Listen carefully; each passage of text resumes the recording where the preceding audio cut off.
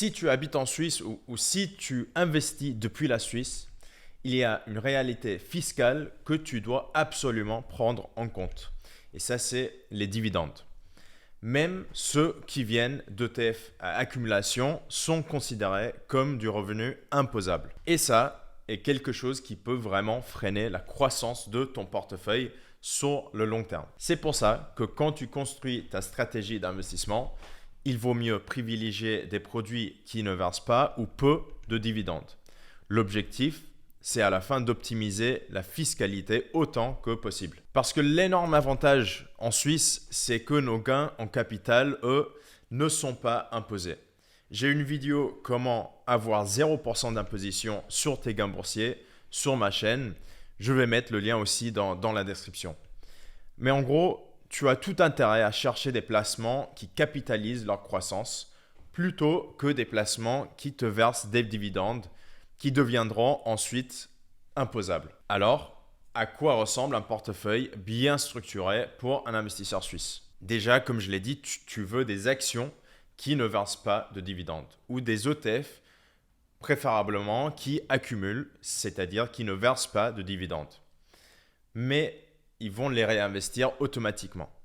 Typiquement, ce sont aussi des produits orientés vers la croissance. Parce qu'il faut considérer que les ETF vont avoir des entreprises dans leur portefeuille qui vont donner des dividendes, mais le but, c'est que l'ETF derrière, avant que tu touches le dividende, va réinvestir dans cette même ETF, dans cette même entreprise, pour éviter que toi, tu le touches à la fin. Ça fait que les dividendes sont réinvestis plus rapidement et de manière plus efficace. Comme ça, ce n'est pas à toi de réinvestir toi-même et ralentir le process d'investissement de ton côté. En plus, typiquement, les produits qui réinvestissent les dividendes sont aussi des produits orientés vers la croissance. Par exemple, l'iShares MSCI World, c'est un ETF qui offre une belle diversification, c'est très connu, mais il y a très peu de dividendes ou des options avec des dividendes accumulatifs au lieu de distribuants. Et ça, c'est quelque chose que tu peux très facilement comparer. Tu peux aussi regarder du côté des ETF sectoriels, comme par exemple le Xtrackers MSCI World Information Technologie. Et là, tu vas miser sur la technologie, un secteur plus orienté vers la croissance que vers les dividendes. Parce que les entreprises dans la tech ont besoin de réinvestir leurs gains au lieu de te le donner en dividende.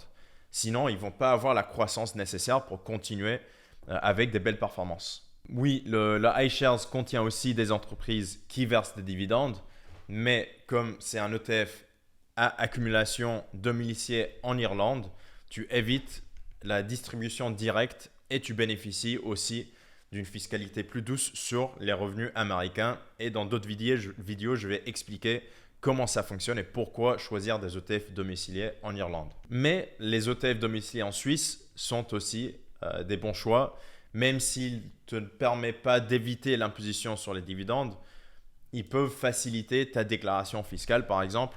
Et je pense ici à des produits comme ceux d'UBS, de Swisscanto ou par exemple le ZKB Gold ETF, qui sont des produits plus simples à gérer, surtout si tu vas déclarer tes impôts toi-même. En plus, tu peux explorer des thématiques à très forte croissance pour ton portefeuille. Par exemple, l'énergie propre, les semi-conducteurs, l'intelligence artificielle ou la robotique même. Ce sont encore des secteurs où les entreprises réinvestissent massivement leurs bénéfices au lieu de verser des dividendes. Comme j'ai dit, c'est de cet réinvestissement qui sortent leur croissance. Et à la fin, c'est mieux pour nous parce qu'on ne touche pas les dividendes. Par exemple, le l'iShares Automation et Robotique te montre ces tendances. Si tu regardes en ligne, tu vas voir que c'est un ETF qui historiquement offre une croissance intéressante sans avoir cette charge fiscale par les dividendes. Donc, c'est un ETF qui verse très peu de dividendes avec une très belle croissance. Maintenant, parlons aussi de ce qu'il faut éviter. Donc, les ETF à haut rendement comme le Vanguard High Dividend Yield. Ça peut sembler attirant, mais parce qu'à la fin, tu vas recevoir des gains chaque mois que tu vas voir. Mais ce n'est pas si attirant comme en temps de Suisse, comme chaque franc de dividende que tu touches est imposable. Donc, c'est quelque chose qui peut vraiment réduire tes rendements nets à la fin de l'année après avoir payé tous les impôts. Et c'est la même chose pour des fonds qui sont activement gérés avec beaucoup de rotation de portefeuille. Et là, un exemple, par exemple, c'est les REIT, le REIT, qui sont des fonds immobiliers cotés en bourse. Ils sont très, très généreux en dividendes, donc très peu intéressants du point de vue fiscal ici. Donc voilà, si ton objectif, c'est la croissance à long terme, concentre-toi sur les ETF à accumulation peu coûteux, largement diversifiés, avec une orientation croissance, comme la tech ou les secteurs d'avenir. Et aussi qui distribuent à la fin peu ou pas de dividendes. N'oublie pas aussi de regarder les entreprises elles-mêmes qui versent peu de dividendes. Tu peux aussi trouver une vidéo sur ma chaîne YouTube sur les meilleures actions suisses à acheter. Et le numéro 1 est une très très belle option pour les investisseurs comme toi qui cherchent la rentabilité sans dividendes. Je ne vais pas mentionner l'entreprise, comme ça tu es obligé d'aller regarder cette vidéo. Mais bref, j'espère que cette vidéo t'a plu. Like la vidéo, abonne-toi à ma chaîne et on se revoit dans une nouvelle vidéo financière.